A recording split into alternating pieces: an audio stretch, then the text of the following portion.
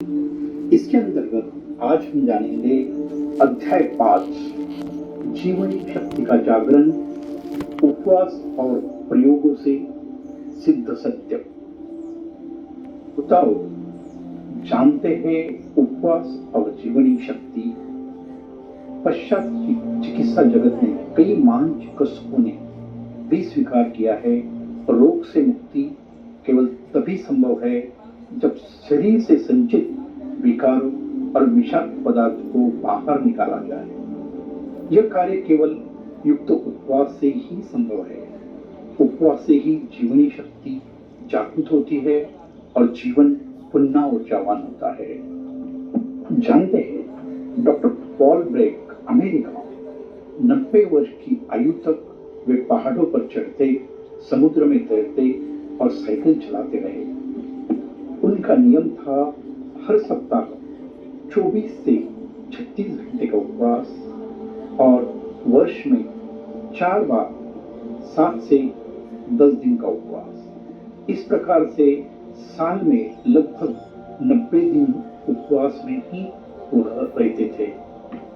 उनका आहार सब्जियों का सलाद और फल। वे प्रातःकाल नाश्ते के विरोधी थे। रात्रि की नींद से मिली जीवनी शक्ति का उपयोग सही कार्यों में होना चाहिए। उसे नाश्ते को पचाने में खर्च करना अन्याय है। उनका अनुभव, खाली पेट पढ़ने वाले विद्यार्थी, कलाकार और लेखक अधिक प्रतिभाशाली और स्मरण शक्ति से संपन्न होते हैं। डॉक्टर ब्रायंट का कहना था, प्रातःकाल नाश्ता करने से मस्तिष्क शिथिल पड़ जाता है, पाचन में जीवनी शक्ति व्यर्थ चली जाती है। उनका निष्कर्ष यह था, भोजन संबंधी गलत आदतों के कारण मनुष्य अपना आधा जीवन खो देता है और अकाल मृत्यु का शिकार हो जाता है। जानते हैं डॉक्टर आनंद जर्मनी क्या कहते हैं? वे तपोदिक से पीड़ित थे और आत्महत्या का विचार कर चुके थे। फिर उन्होंने उपवास का महत्व समझा, प्रयोग किया और पूरी तरह से रोग मुक्त हो गए। उनका जीवन सिद्ध करता है, स्वास्थ्य भोजन से नहीं बल्कि जीवनी शक्ति से प्राप्त होता है।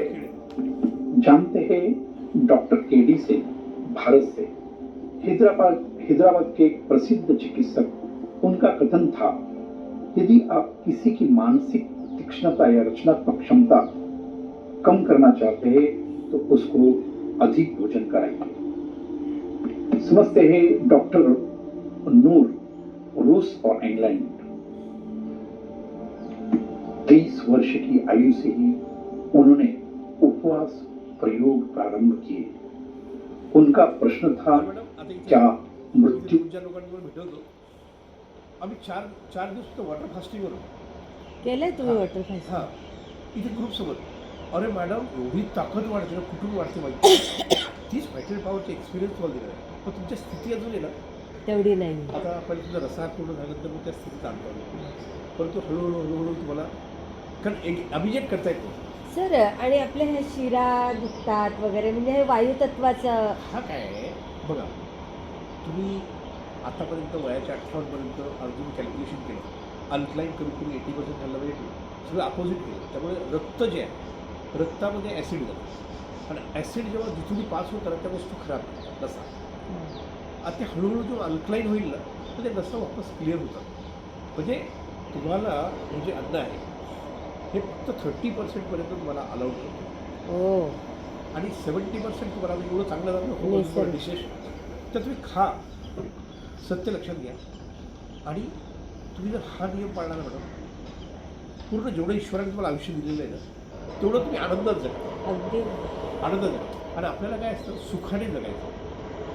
बघा, उगीच जगून आता जी समजा वडिलांची हे असतं, आपल्याला पेट रहित जीवन, बरोबर, पेट पेन रहित जीवन, बस कुठलाही त्रास नाही. तर त्याचा हा मूलभूत आहे. क्या सदैव वह रहा जा सकता है? उत्तर की खोज में वे भारत आई, हिमालय की योगियों से ज्ञान पाया और सिद्ध किया युवा अवस्था लंबे समय तक बनी रह सकती है। उन्होंने धीरे धीरे केवल फल, रस, सलाद और शहद पर जीवन बिताया। सिर्फ 2-3 घंटे की नींद में थी वो प्रचुर ऊर्जा का अनुभव करती थी। आश्चर्य की बात है, उन्होंने लंदन में बर्मिंघम में लगभग 160 किलोमीटर की दूरी आना जाना पैदल तय किया।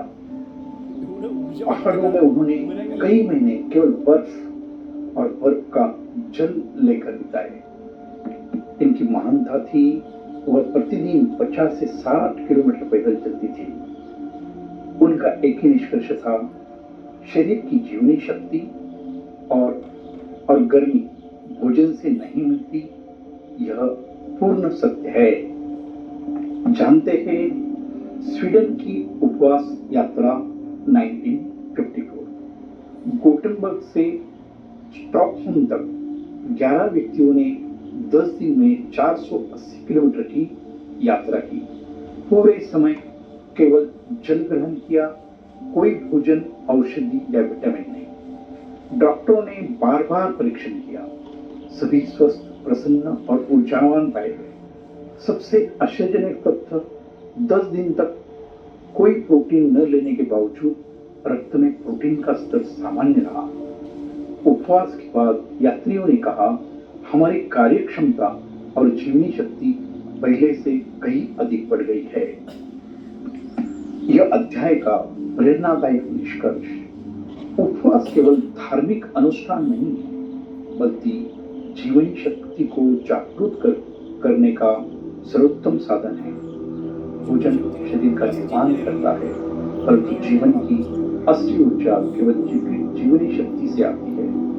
युक्त उपवास, संयमित आहार और गहरी नींद, यही स्वस्थ, सशक्त और आनंददायी जीवन का आधार है।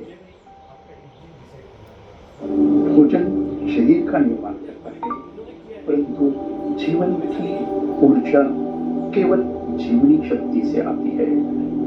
यहाँ भाग 5 अध्याय 5 समाप्त होता है। मिलते हैं अगले अध्याय में। तब तक स्वस्थ रहे, मस्त रहे, खुश रहे।